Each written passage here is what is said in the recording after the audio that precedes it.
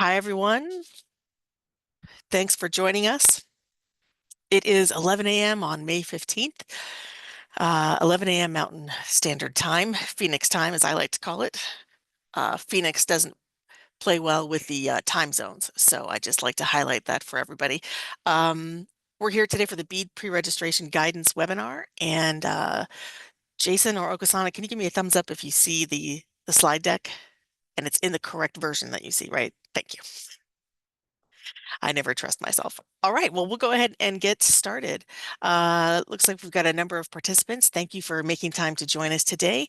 This is the Arizona Commerce Authority State Broadband Office. We'll be going through the pre-registration process today. We'll have some demonstrations and then go through the details of what is happening in that pre-registration process of the portal itself. So we'll quickly start off with some housekeeping and introductions. And as far as the housekeeping goes, the Q&A is what we will use today for questions. And everyone should be able to see all the questions that are asked there. You can also upvote other questions and comment on other questions. So we will keep an eye on that after we go through slides and demonstrations. We'll pause before moving on to check for questions and make sure that those are getting answered. And if you wouldn't mind right now, in the chat, introducing yourself, telling us your name and the organization organization applicant that you represent. That is helpful to us. If you can put that into the chat, I'll put mine in first, just to get things started. I am the Community Engagement Manager here at the State Broadband Office. I can't type and talk at the same time. There we go. So put that in the chat. So if everyone else would follow my lead, that'd be very helpful. And then I will quickly introduce some of my colleagues who are here. At least to my left is Jason Aloya. I think I said your last name correctly. He is from Ready. He's going to do a quick demonstration on our portal, which comes from Ready. So thanks, Jason, for being here. And then also Okasana Beatty, I know how to say your name, is here today. She's our tribal liaison. Thank you for joining. And then also we have some other folks. We've got Keely Knight, who is with Ready as well and helps support the portal. And then we also have some colleagues from KPMG to assist us with any questions that might come up. All right, so I see all of the names coming into the chat. Thank you for introducing yourselves. And then again, when you have questions, put those into the Q&A so that we can focus on one area to answer those questions. All right, well, let's go ahead and get started. I think I've got everything set, good to go. All right, so as I mentioned, we'll do a quick overview of BEAD and the timeline and where we are right now. Then we'll get into a demonstration with Jason on the portal, the BEAD grantor portal, and then we'll dig into that pre-registration process. Again, questions, type them in as they come up, and we'll be sure to get to them after each slide, and then we'll have some dedicated time at the end as well to answer any questions. All right, so everyone who is here, you know what BEAD is. You are well aware of BEAD. We'll do a quick overview here. We have that $993 million for the state of Arizona to implement the BEAD program here and administer it here in our state. And here we're focusing on the unserved, underserved, and community anchor institutions. And then we're all well aware of the speeds that we're looking for here. We've got 25 by 3 for unserved, 100 by 20 for underserved, and then state and local government facilities are included as CAIs, the community anchor institutions, and those are the areas that serve the community. They serve as broadband hubs where folks can access the internet for free. And then over there on the right, flanked by the blue are the eligible criteria for participating in BEAD. And applicants have to serve every eligible unserved and underserved BSL within a project area. So when you go through the application process, that is one of the criteria that you are selecting that whole project area and the BSLs within it. And then applications that also include CAIs, they will receive extra points and they will score higher by including those CAIs. Project areas, if they are adjacent or next to each other, those can be grouped together. And then partnerships are encouraged as well. So if applicants are partnering together, there does need to be one lead subgrantee, and that would be the subgrantee who would submit the pre-registration and the application.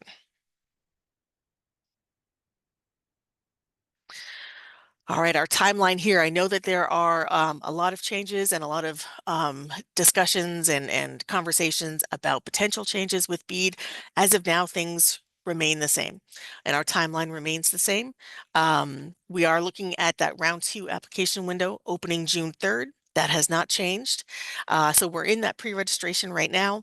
We do really emphasize and recommend to everyone to finish that pre-registration before June 3rd. If you did it you submitted your pre-registration for round 1 and it's done, you got a notice, an email from the Commerce Authority State Broadband Office stating that you were approved and qualified, then you are done. If you have any outstanding RFCs, you want to definitely complete those before June 3rd. So if you submitted and you were approved and received that official notification of approval from round 1, you do not need to do pre-registration again. If you don't have that approval, that qualification email, then you will need to look for the RFCs so that you can work on those and get that completed. And again, hoping to do that before June 3rd because the application in window is just 30 days. For reference and for the record, the pre-registration process does remain open into the application window, but we definitely recommend getting that done first so you can focus just on that application for that 30-day window. Okay, I'm going to stop sharing here and turn it over to Jason, who's going to do a quick demonstration. We'll stop sharing as soon as I find the button that lets me do that. Thanks, Kelly.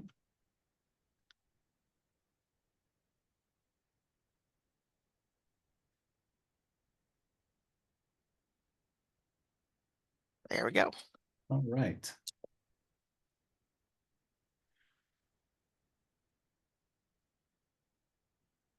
Hi, everyone. Jason Aloya with Ready, the software vendor supporting the Arizona Commerce Authority here. Just because maybe not all of your organizations have gone through pre-registration or have yet to access the portal yet, we're going to just take the opportunity to do a quick recap of how to gain access and get through your pre-registration application. The first step is if you're new to the portal, you will visit this access request page is the first step, and you will register your request for access by answering a very brief set of questions. It's this 2-step form. Fill this out, hit submit, and that sends your request for access to the portal to the state broadband office. It will may require a couple of days for your request for access to be reviewed and granted. But when that happens, you'll receive an email that provides a direct link into the portal. And that will take you to a page that looks a lot like this. It's Hey, your Jason. Yes. Sorry, we are seeing your a lovely picture of the forest. So we are not seeing the right Thank you screen. for interrupting. And thank you to John who pointed that out. I was busy chatting in the chat. Let me try that again. I'm sorry. Okay. No problem.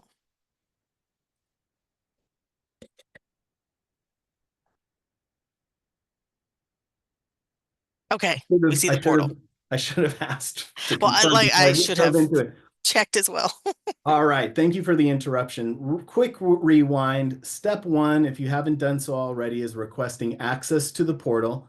It is this page there's a lot of inbound links from the ACA's website to request access. It's a simple form here.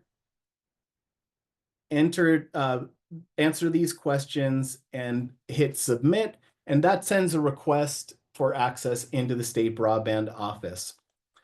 A day may pass before you get the acceptance, but you can expect very shortly after that first step an email granting you access into the portal. You click that link, and then you are taken to a page like you see here. not a forest, as previously implied. But we've got a couple of key categories to be aware of. There is the pre-registration. That is what we're the primary topic of today's talk. We'll get into the demonstration there. But you will also see an organization profile that you can fill out as you see fit. The minimum requirements of this will have been met by that first step. So you see here that 6 out of 17 questions have already been completed. That was filled out from your registration or your access request.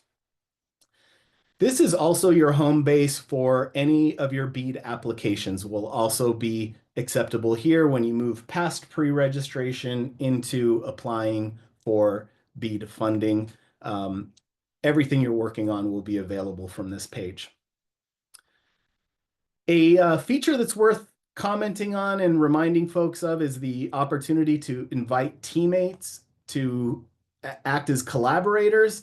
And it's a simple form, first name, last name, and email, and that will send an access invitation to any of your colleagues that you'd like to have collaborate on anything.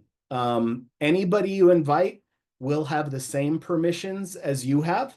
So be aware that it is you're inviting true collaborators to the access your organization's account on the portal. So they can make updates to BEAD application, pre-registration applications, etc. So that is inviting teammates.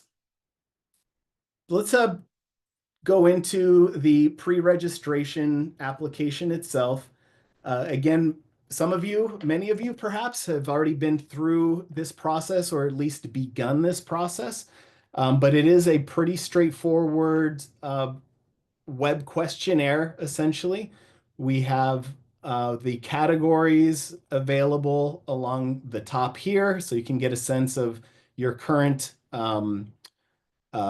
progress or status throughout the process. And these are the subsections listed here horizontally. The field types you can expect to see a lot of. You'll have these certification checkboxes, pretty self-explanatory. Any required field is denoted by the red asterisk. So if you see that, know that that is a required field. And as you advance through the sections, anytime you move from one page to the next, the portal is saving your work. So that is true if you click any of these links. You're also saving the section, or if you use either of the next or back buttons, everything's being saved. For safe, just in case you want to save your work while you're within a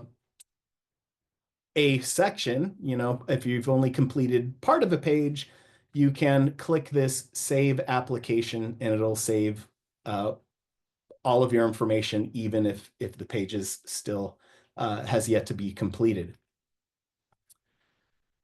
Other field types are text areas. You will get any, if you see a text area, it is technically it is a unlimited amount of text is supported.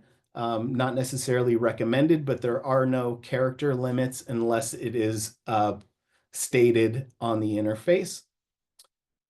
And there is a large number of these upload document field types, and they work very, as you might expect. You can add one or more documents at a time, either by dragging them from your desktop into this hotspot rectangle here, or clicking and opening your drive, your local drive, and uploading one or more documents at a time. You'll see error messages like this if you try to advance without completing. a required field or meeting the requirements.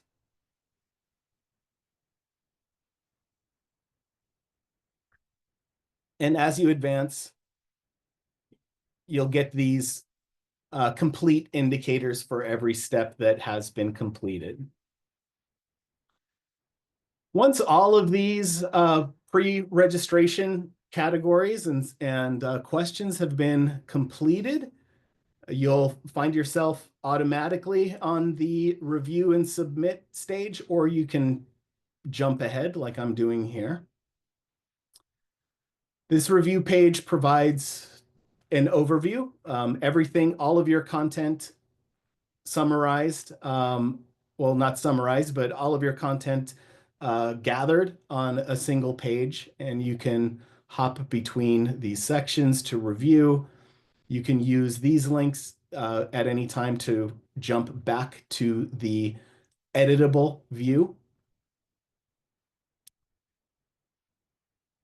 And once again, once you have green checks across the board, you will be able to submit your pre-registration. You will not be able to submit. You'll see this gray inactive button until all of the required fields have been fulfilled, or all the requirements have been fulfilled. But once that happens, this will change into a very obviously actionable blue button. The last thing I'll comment on and then take any questions is at any time you can download a PDF version of your submission, and it's really just a PDF of the web-based content that you see here. So you can keep that for your own records or use it as a tool to stay aligned with your collaborators or share with any stakeholders, whatever, however you see fit. I'll pause there and see if there's any questions. I don't see any that are portal related. Excellent. Okay. I'll stop sharing for now. All right. Thank you, Jason. All right. Let's see here. Make sure I'm sharing the right thing. So you should be seeing my deck right now. Yes. Let me make sure. Thank you. That verbal. All right.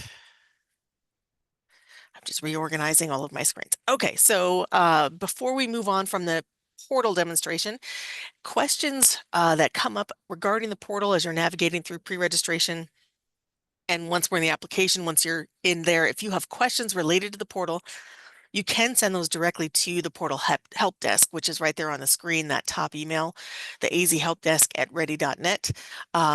But also sometimes, I keep saying that often people are working at applications all hours of the day, and it might be late at night. You don't remember that email. If you send it to the broadband box, we will get it to the help desk as well.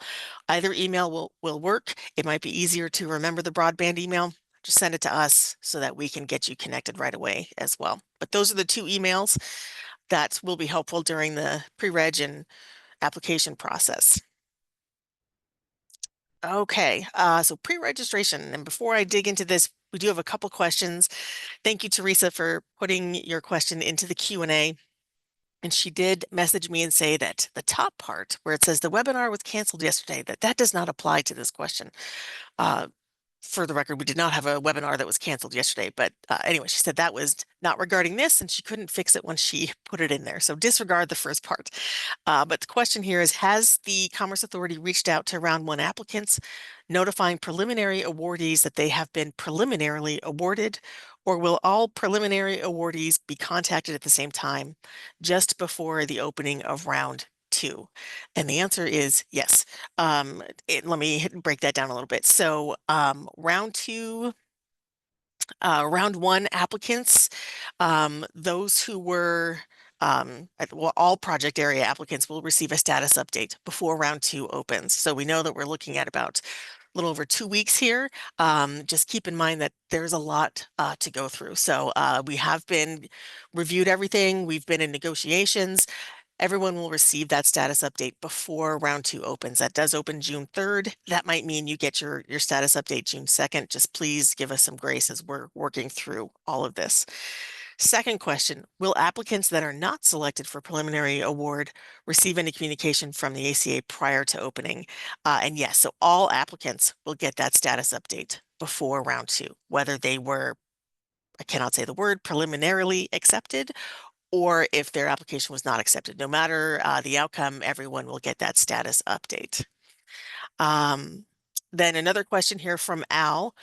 When will the list of areas for round 2 bidding become available? And same thing, just before that application window opens, on June 3rd, we will have a map that will become public, and it might be just the day before, that will list the areas that were bid on for round 1 and will show what's available for round 2. But the specifics of that will be available with the application window opening on June 3rd. So you'll get kind of a preliminary map, and then you'll see the details once that application window opens, where you can see all the details behind it. Okay. Another question from Teresa. If an applicant hasn't received any contact from the ACA to date, should the applicant assume they were not selected for preliminary award in round 1? And I would say no to that. We have started negotiations, and we have been in contact with some applicants, but not all. We can't determine how those negotiations are going, so I would not take that as no, you have not been preliminarily accepted. Until you get that status update, that email, that will let you know your status at that point in time. But a lot can happen in the next 2 weeks for sure. So those are the questions that we've got for now. And I think I'm all caught up, so I'm going to get everything situated to move us through pre-registration questions. Let me actually just say that these were answered live. Okay. And now we'll jump into the overview of pre-registration and dig into a little bit of the types of information that we are seeking from applicants in pre-registration. So here on this slide, and I think you are seeing what I see. Okasana, can you give me a thumbs up if you see? Thank you. Okay, I see it too. Okay, so this is the basic criteria. It's just the information that we are collecting here. And so here's kind of a quick overview of what it is that we're looking at. Phase 1, you may remember we had market sounding last fall. So starting in September and in October through November, we had market sounding. And then pre-registration opened on November 4th. Then phase 2 has been the project application. So that started back on January 6th, I believe was the start date, closed on March 7th for round 1. And now what will happen as we move into round 2 is all those areas that were not bid on from round 2, and any outliers, whatever is left from round 1 will be what is advancing for round 2. And then the purpose of this pre-registration is for the ACA and for you as an applicant to have an understanding of what's going to be asked of you in the application process and the information you're going to need to provide. So there are detailed documents that you'll be providing in the application process. In this pre-reg, this gives you kind of like your training and your understanding of what's to come, where you will go through and certify the financial, technical, operational, and managerial requirements that come along with this type of application. So high-level general requirements here, we're looking, number 1, to make sure that applicants are aware of and confirm their ability to carry out the activities of this particular subgrant. Also, we're looking to make sure, and when I say we, this is in accordance with the BEAD NOFO. So the NOFO is very detailed, provides a prescription and a structure for what this process looks like, and that's what we are adhering to. So in that second circle there, you'll see this is where the financial and managerial elements are, where we are looking, according to the BEAD NOFO, that applicants have the capacity to fulfill those requirements and the obligations of the BEAD program. And lastly, it's the technical and operational capacity that is another area that needs to be looked at and assessed as well to determine eligibility. So the financial capability, so we've got two slides here. And first, we're looking for applicants to certify that they are financially qualified to meet the obligations of this, that you've got the available funds, and that you're able and you are financially qualified to undertake the BEAD program. This requires a signed statement from an authorized executive to attest to the financial capability. Then the audited financial statements, those are for the past 3 years. So for companies that are publicly traded, that would be the past 3 years of 10K statements, audited financial statements. For companies that are not publicly traded, we're looking for unaudited documentation. And then for companies that are new, we would look for financial statements for the past year. So again, this is certifying here that you are aware of this information and will be able to provide it. And then there is an opportunity to provide a narrative there as well. And then the last one is the performance security. So this again is another NOFO requirement. And here we're looking for applicants to certify that you understand that you need to either provide a letter of credit or a surety letter. And so on the right side there are the details of that letter of credit and the 3 ways that can be done. So again, this is all us trying to essentially make sure that you understand and trust that you are financially qualified to undertake this type of a grant. And then the second page related to the financial talks about material changes in financial condition. So here, looking to make sure that you are providing details from the 3 most completed fiscal years and what might be happening in the future, what is not captured yet in your financial statements. But this is to reflect any changes in financial conditions. And then the credit rating, you can obtain your credit ratings from any of the firms listed here. If you have another one that you'd like to use, these are examples, but you certainly could email us to ask. So we've listed here S&P Global, Moody's, Fitch Ratings, and then bankruptcy and insolvency. So if any applicant has had bankruptcy or insolvency, we are requiring, and again by the BEAD NOFO, provide a summary of that information on any current or prior insolvency events. And looking for you, it's a narrative here where you would provide a description of what it was that happened and what it is that is in place to prevent that from happening again.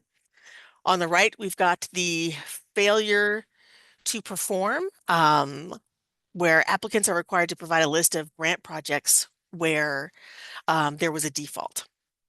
And so that would date all the way back to 2019. So that goes further than the 3 years. That's back 6 years to January of 2019. All right, I'm just keeping an eye on the questions here as we go through. All right, so the managerial capability. This one, as you go through and you're doing your pre-registration here, this is again for us to understand and see what the qualifications are when it comes to management. So we're looking for org charts at a corporate level and also at the applicant organizational level. And we did get some questions in round 1 where org charts aren't available. So if you're in a situation like that, definitely reach out to us with anything at that broadband email. Ask us the questions so that we can have a better understanding of what it is that you're trying to provide and how it, it may not be what we're looking for, but we'll work with you on how to make that work in the application. Qualifications, we're looking for any information here on past broadband questions. And keeping an eye on Q&A here. All right, so I can see, thank you, AJ, for the question. For required signed statements, is ACA simply looking for that language on company letterhead signed by a company executive? Yes, exactly. Looking for the letterhead and a company executive for the signed executive statements. All right, resumes. So again, still with the managerial capability here, we're looking for the resumes of the key employees who will be a part of this project. So your financial, technical, project managers, managerial personnel, um, all the employees who have key roles in this project, we're looking for their resumes here. And then also an explanation of those roles and responsibilities where they are outlined. Again, this is painting the picture for your organization and how you are positioned well and you're able to meet the conditions of the grant. And then organizational readiness and the narrative on managerial readiness. So again, looking for how the organization is able to manage the grant and has the capacity to manage a broadband network and implement the grant successfully.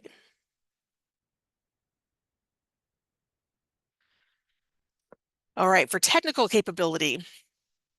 So here, in this first box, we've got the certification. Here we're looking for you a form, um, or a statement from a signed statement from your executive stating that you have enough technical qualifications to understand this project. And again, that statement, just like AJ had asked, would come signed from an executive on letterhead from your organization. The second one, the contractor selection process.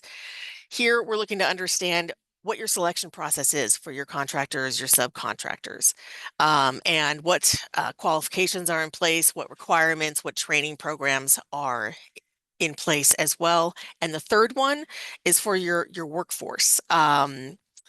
How are you providing training? How are you selecting your workforce? How are you supporting them with training? We're looking for the details and for you to paint that picture. So we, according to the BEAD NOFO, have that understanding of what makes you qualified to be successful with this grant. All right, compliance with applicable laws. So the first box here at the top, we've got compliance with the laws commitment, and the second box is safety and health requirements. Both of these, we are looking to, number one, in the first one, we're looking for an attestation. So you're going to confirm your understanding and commitment to all laws. These are federal, state, local laws. And in the second one, we're looking for the safety and health requirements commitment. So same thing where we're looking for you to commit to understanding and your knowledge of the laws, but we need a narrative here that details your compliance. So what is it that you have been doing for training programs, initiatives, and what will you be doing during the life of this grant program? So we're looking for evidence of those training programs, and also, so it's both the narrative and the attestation that certifies that the workers have been trained and that the training is provided, and that all the laws are being followed.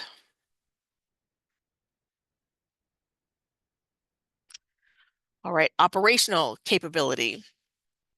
So here in the broadband telecom space, we're looking to find out details here and look for your evidence that you have been in this space for 2+ years. So we've got a number of different potential applicants, some who are new in this space, some who have been in this space for many, many, many years. So we're looking for different information here according to the NOFO, so that, again, this picture can be painted of what your history is and also what the plan is moving forward. So both for existing providers and new providers.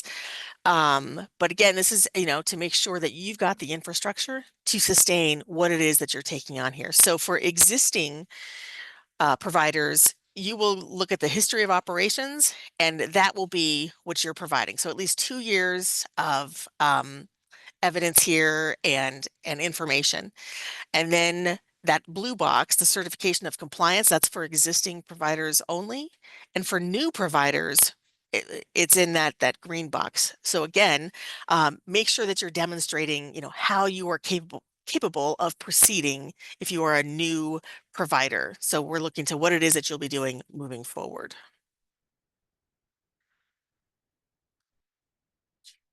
Ownership information.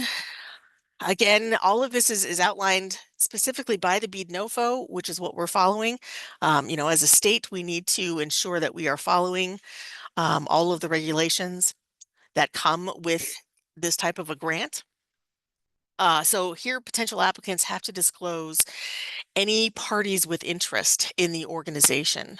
So everything from potential applicant information, from stockholder information, any party holding 10% or more of stock in the potential applicant. We're looking at LLCs, limited partner information, general partner information, and then also looking to see that everyone is listing any regulated entities or applicants with an FCC license. So making sure I'm hitting all my notes here. Additionally, we're required to provide relation with FCC regulated entities and ownership.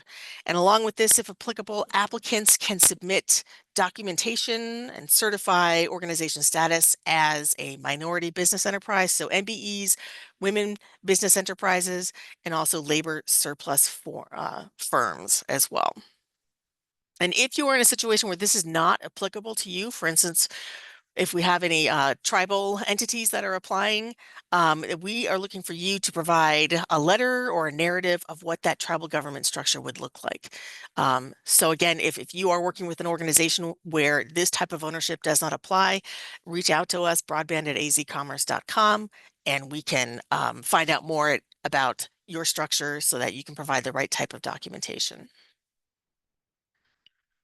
All right, public funding information. So this primarily relates to any type of broadband deployment projects that you have done before, and we're looking for a list for applicants to provide a list of publicly funded state and federal program, like grants that have been received, projects that have been deployed, past and future. So if you are applying for something else, if you're applying for BEAD in another state, we're looking for that to be included on this list as well. So again, these are broadband specific publicly funded programs, and for you will just be providing a list of what those programs are.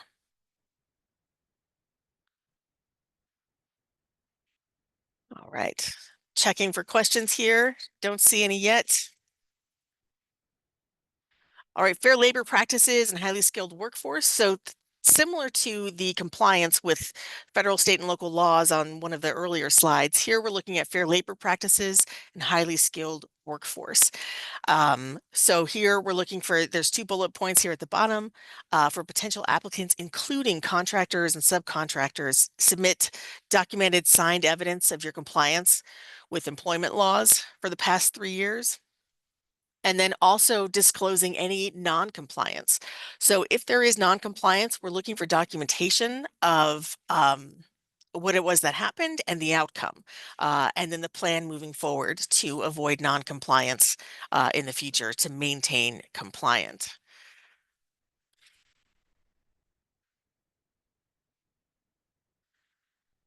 All right, environmental and national historical preservation. So this is a checkbox certification within the pre-registration process. Both the NTA, the BEAD NOFO, and the Commerce Authority, we want to ensure all applicants are in compliance with the preservation, with the specific laws and the policies. And this certification, you are stating that you are in compliance and you will be in compliance with everything from NEPA, SHPA, NHPA. And again, this is both a checkbox certification and there's also a signed statement as well for this one. Okay, Build America, Buy America, the BABA Act. This is certifies that applicants understand and commit to complying with the BABA requirements. It's a checkbox certification, and there is also a narrative where you can explain your approach and your plan regarding BABA.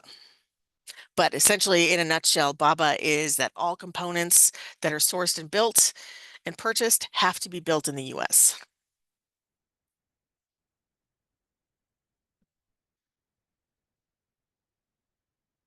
Okay, still no questions, which is fine. We'll have time at the end as well.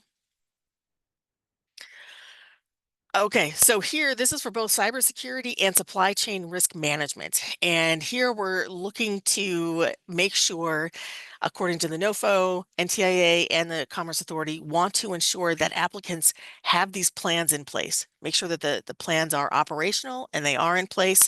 And if there are changes to them, if they're updated, which happens regularly, that those new plans are updated in the portal as well. So again, here you've got your cybersecurity on the left side, your supply chain risk management on the right side. We're looking to make sure that everything is in compliance, best practices are being followed, and that those plans do exist. Whether you're an existing provider or a new provider, existing would show that the plans exist and are operational. New providers would show that those plans exist and how they would be implemented.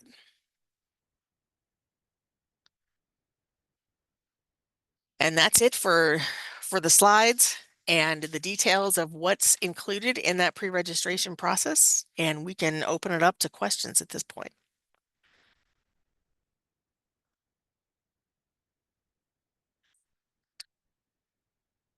I did put in the chat earlier on the links to the pre-registration website and also the application website. Look for updated application information to be added probably tomorrow or early Monday. We've got some application webinars next week, so we are updating those documents as well. There's not a lot of changes. We're just making sure that the dates and everything remain the same or get updated if there's been any changes. But we will get into those next week in those application webinars. Okay, I am not seeing any questions other than those that were asked already. This is recorded. It will be posted on our website, and we are maintaining our FAQs. So as questions are asked, we will be adding those to the FAQs for pre-reg and application. We'll try to do that on a weekly basis like we did in round one. And I just saw some questions come through. Okay, so Mark Goldstein says, if you check off for BABA compliance, are you required to add a narrative concerning the process, or is that optional? And that one, I look to, go ahead, Divya. Yes, you will be required to provide a narrative outlining your approach to remain compliant with BABA requirements. That's a part of the application. Perfect, thank you. And then Teresa Ferguson, what date does the ACA anticipate releasing the application guide for round two? I am thinking that's going to be next week, Teresa. So right before those webinars happen. And I think our webinar actually is Monday. So you can look for that on Monday.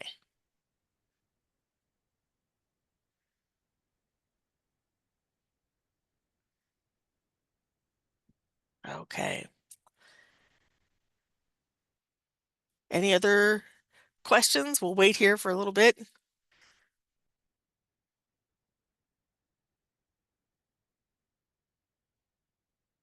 Okay. All right, I'll put into the chat here. This is the email to reach us. azcommerce.com, broadband at azcommerce.com. That's the best way to reach us. We are also in procurement, so we do ask that everyone email that email address rather than individuals on staff, because some people are on the evaluation committee, and just to keep the integrity of that process, if you email the broadband inbox, we're all fine. We're in the clear when it's done that way. So all emails should be directed to that broadband at azcommerce.com. And I guess we'll wrap it up here. There aren't any other questions coming in. Oh, please provide links to registration for webinars. Absolutely. I will plug that in and we will wrap up. Okay. So here you go. Webinar registration. So if you go to our general BEAD website, we've got those tabs at the bottom. Click on the webinars. That link I just put in there should take you straight to the webinar tab, but just in case, if it didn't, just click that webinar and you'll see where all of them are. All right, we are all set. Thank you everyone for your questions today. Look for this online next week, and maybe we'll see you in a webinar next week for applications. Thanks so much. Bye everyone.